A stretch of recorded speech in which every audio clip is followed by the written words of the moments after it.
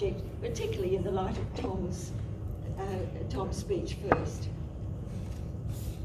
Our third speaker is Louise Azzopardi, another relatively new member of the Newcastle Toastmasters, and she's got the very interesting topic of International Men's Day, which comes from the Pathways Motivational Strategies researching and presenting. Her time allowed is 7 minutes, and she's speaking on International Men's Day. Her evaluator is Georgia, and her note about this says International Men's Day was something she would bring up to men while International Women's Day was happening. But after men in her life shared their stories, it started to have greater meaning. And so please welcome Louise.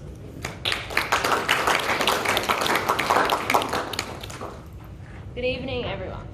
So my speech today is part of my research project for my Pathway Motivational Strategies, and the topic that I decided to research was International Men's Day.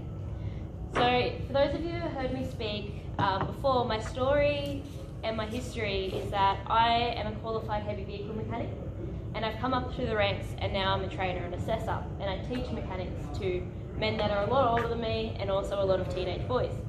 So I have been a woman in a male-dominated industry.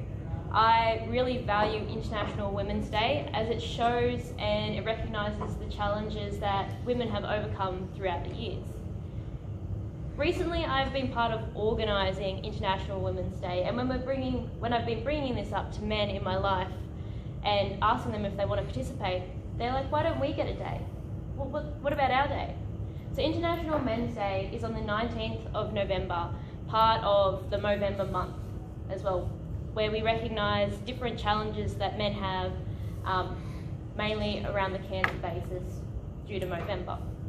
But International Men's Day is the 19th of November.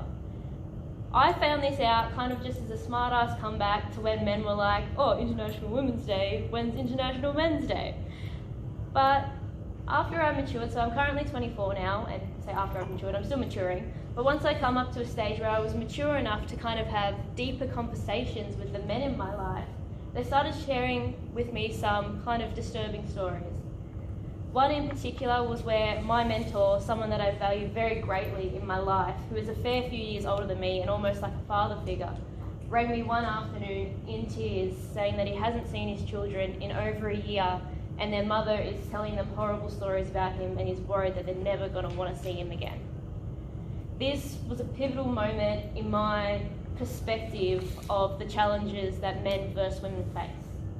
And through this, it kind of opened my eyes up to the actual reason why we have International Women's Day and International Men's Day. It's not to say that one is better than the other, but to recognise that the challenges we both face are very different, but they're still challenges and they still need to be spoken about. So International Men's Day was founded by Dr. Jerome Kosking, so I can't say that properly and I knew I was going to stuff that up.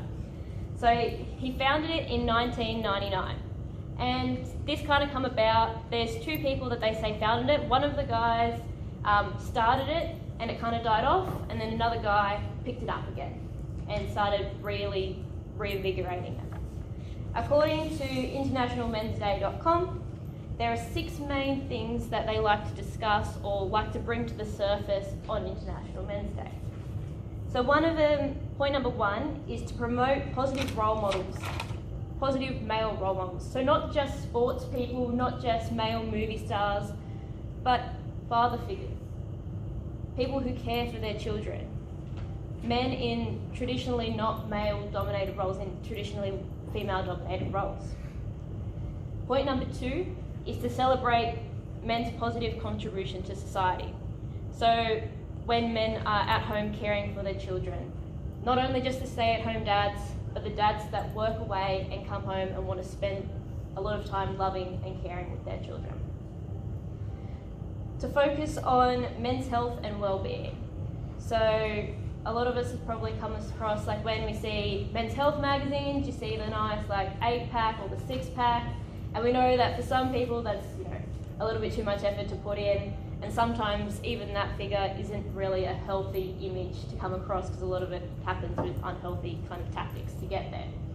So saying that body image is not only a thing that affects women, but also affects men. Alright, the fourth point is to highlight discrimination against men. So in areas of social services, social attitudes and expectations. So this is kind of referring to the toxic masculinity kind of scenario where kind of society kind of puts it on the men to work away and the mothers to come home and to be home and care for the children. But there's nothing against a house husband, to give it a better term, someone who wants to stay home and let their wife or the mother to be the breadwinner. There's nothing against that, but in society there is kind of that, you know, it should be that the female stays at home and be the carer. There's nothing against men doing that as well. And also when it comes to custody of children, it normally 90% of the time comes in the favour of the mother, but sometimes in some situations the father may be the best person to care for the children.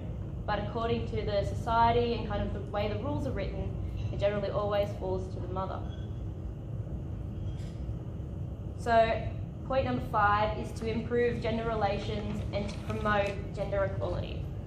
So another thing that comes into the way of gender equality, we always talk about the gender pay gap, people talk about the gender pay gap, and a lot of that comes into men are promoted to work in more dangerous jobs.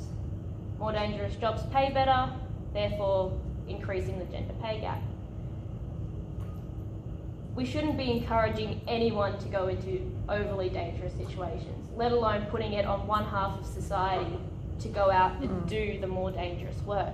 It's not fair, and also it puts a lot of pressure on someone to be like, I need to put myself in this dangerous situation because society tells me that I should be there. And that doesn't come across to me as fair. And number 6 is to create a safer and better world. For everyone, if we're all seen as equal, if we openly talk about the challenges that anyone faces in a open discussion in a safe space, then we can gradually and slowly work through some of the issues that one half of the population go through, and they can talk about it to the other half and vice versa. So just create that open communication to slowly work through some of these issues. I hope you have enjoyed my little explanation on International Men's Day. I hope for those of you who didn't know it existed are now opened to something that is out there and exists. Previously, before researching it, I kind of knew a bit more about International Speak Like a Pirate Day than I knew about International Men's Day. But it does have a very valuable place in our society, and I do encourage people in this room to start a conversation with someone in their life who, you know, may not be looking the best, or you may think is really strong on the outside, but they might not be as strong on the inside. Thank you.